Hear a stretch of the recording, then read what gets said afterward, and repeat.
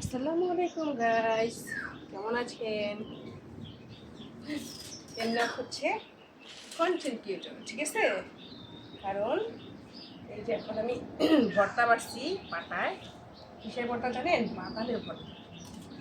বাদাম ভর্তা যে মজার মজা, কে কার কার পছন্দ বলে? বাদামের ভর্তা, আলুর ভর্তা, আর কি মজা! সাথে আছে কি তেল, কি বলেন, সরিষার তেল। হুম, বেশি নিলে আবার সমস্যা, পেটের সমস্যা হয় বেশি খাইলে। সরিষার তেল, এখন এটাকে আমার ছেলে পছন্দ করে, কিন্তু প্রাইভেটে গেছে, জন্য এটা খাই বলে সমস্যা নেই, কিছু করার নাই। আমি এখন পাটায় মাখিয়ে খাবো, পাটায় মাখা ভাত। এই যে এইভাবে করতে পুরোপুরি বাটতাছি না, কিন্তু এটা আলগা আলগা করে দিতেছি। কিন্তু এইভাবে ছোটোকালে আমার আম্মু আমাদের দিত। আমরা ভাই বোন ছিলাম অনেকগুলা, আমার দুইটা মা, দুই মার ঘরে আমরা 7 ভাই বোন। কিন্তু আমরা ভাই বোনেরা এখন একটু মন কালাকালি হয় সম্পত্তি নিয়ে, কিন্তু আমার দুই মা কোনোদিন ঝগড়া করে নাই। বুঝেছো বন্ধুরা? তো খাবারটা মুখে দিও।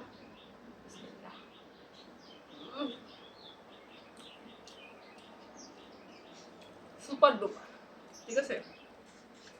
মনে করো এটা কন্টেনারের মধ্যে ফুলের ভালোবাসা পাইলে যেমন খুশি লাগে,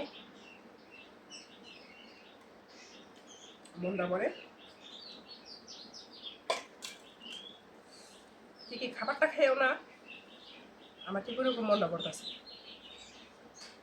বিশ্বাস করো বন্ধুরা, আমার কথা বিশ্বাস হইলে পাটা এরকম করে মাইখা, এরকম বড় বড় নড়া করে খাই দেখো।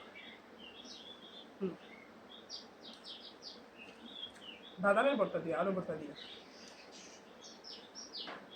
14-15 ভর্তা বানাই সেটা আলাদা বিষয়, কিন্তু বাদামের ভর্তা, আলু ভর্তা, ভাত, মাছের দুজনে জড়াইছিল।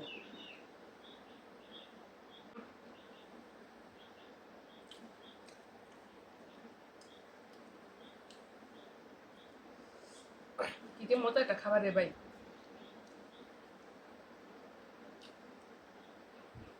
দারুণ টেস্টি।